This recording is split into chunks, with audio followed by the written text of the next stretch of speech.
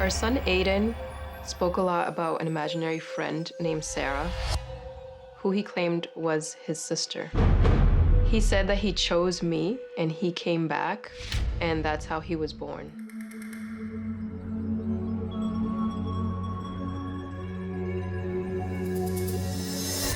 And he looked at me and said, no, I did have another mom in my other house.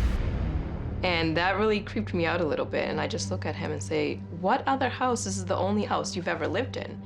And he says, no, my other house, the light one with the dark blue shutters.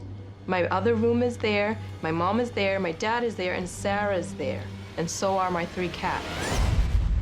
Aiden would always draw pictures of the other house. And he drew these pictures on more than one occasion. So when he explained all of this, it kind of shocked me. Each time I would ask him the same thing to see if the story would change, it was always consistent. Whenever I would tell Aiden that his other family did not exist, that Sarah didn't exist, he would get very upset with me.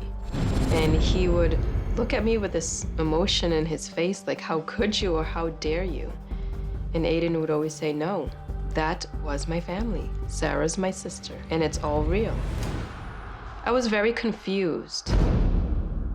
It hurt my feelings when Aiden spoke about another family, but it didn't seem to affect him negatively, so I didn't worry.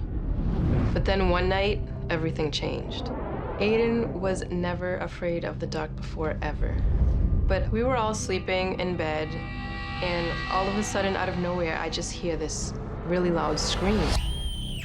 I got up from bed, I ran upstairs to his bedroom, and I ran in there and asked him what's going on. And he was trembling, freaking out and saying, Sarah scared me, Sarah scared me. I just went straight to his bed. I comforted him and told him everything was okay, that maybe he was having a nightmare. And he said, no, I was not having a nightmare. Sarah put on a mask and she scared me, she's playing tricks. She was putting on scary masks. It was like faces, like different faces of masks. She only scared me at night. Before, I didn't see Sarah as a threat, but this night, something just changed. He became afraid of the dark, and he'll call me into his room even with the lights on, and he'll tell me he's scared. It's completely different from how he used to be.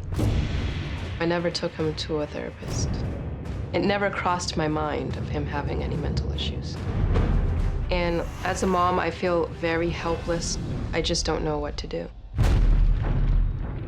After that night, Aiden told me that Sarah liked to play tricks on him all the time.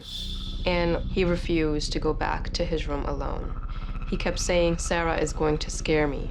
So Aiden pretty much slept in our room for a long period of time. Nothing could have prepared me for what happened next. One day, Aiden and I were driving in the car, and Aiden was in the back seat talking to Sarah. And I asked him, Aiden, what are you and Sarah talking about? And he says, about when I died. That just freaked me out. I had no idea what to say to what he just told me. There's no possible way that Aiden could have overheard about reincarnation because we've never taken our kids to church. I was raised in the Pentecostal religion. We were taught that once you die, and that's it until God comes back and he takes all the souls with him. Reincarnation is very taboo in the Latino culture. I would say especially more so in the religion that I was brought up in. Later, when I calmed down a bit and I had some time to think, I wondered if this was what he was talking about with Sarah. Like, it wasn't make-believe to him. He really thought he had another life with another family.